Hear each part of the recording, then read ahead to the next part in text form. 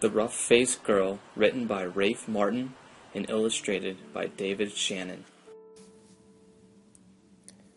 Once upon a time, long ago, there was a village by the shores of Lake Ontario. In this village there were Native Americans who lived in wigwams. There was one special wigwam set apart from the others. This wigwam was the biggest, and painted on it were pictures of the sun, moon, stars, trees, and animals. Who lived in this wigwam, you may ask? Was supposedly a handsome, invisible being. The only problem was that no one could see him, except his sister. There were many women who wanted to marry the invisible being, but only the one who could see him could marry him. Also in this village lived a poor man who had 3 daughters. The 2 older daughters were cruel and hard-hearted. They had a younger sister who they made sit by the fire and feed the flames. Because she was so close to the fire, sparks would fly and land on her. Her hands, arms, and face became rough and scarred from the sparks. The 2 older sisters would constantly laugh and say, "Ha ha, you are ugly, you rough-faced girl." One day the 2 older sisters went to their father and asked for new necklaces, buckskin dresses, and moccasins.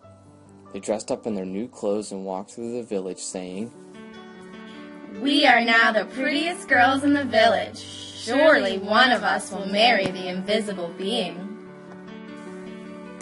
Once the sisters got to the tent of the invisible being, they first had to talk to his sister before entering. The sister asked why they have come.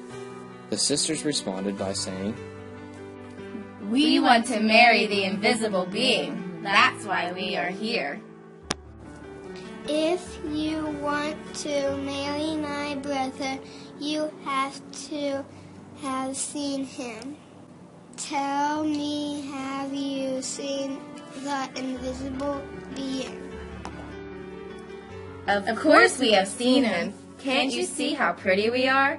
Can't you see the beautiful clothes we wear? Oh yes, anyone can tell that we have truly seen the invisible being. "So if you say you have seen him, then what is his bow made of?" His bow? His bow? We know. Let's say it is made from an oak tree. It is made from an oak tree. "No, you are wrong. And that is not even close." The 2 sisters were wrong, and this continued for a while. The 2 sisters asked more questions like, what is the runner of a sled made of? And what does his face look like? The 2 sisters had no idea, and eventually walked away with embarrassment. The next day, the rough-faced girl went to her father and asked, "Father, may I please have some beads? May I have a new buckskin dress and some pretty moccasins? I am going to marry the invisible being, for wherever I look, I see his face." Unfortunately, her father was not able to give her the things that she wanted, because he had given everything he had to her older sisters. The rough-faced girl was not about to give up. She went and found dry reeds and broken shells and made them into a necklace. She stripped birch bark from a dead tree and made a cap, dress, and leggings. Then with a sharp piece of bone she carved in the bark pictures of the sun, moon, stars, trees, and animals. The rough-faced girl made her way to the invisible being's tent, and along the way she saw the great beauty of the earth and the sky spreading before her. She alone was the only one in the village who saw in these things the sweet and awesome face of the invisible being.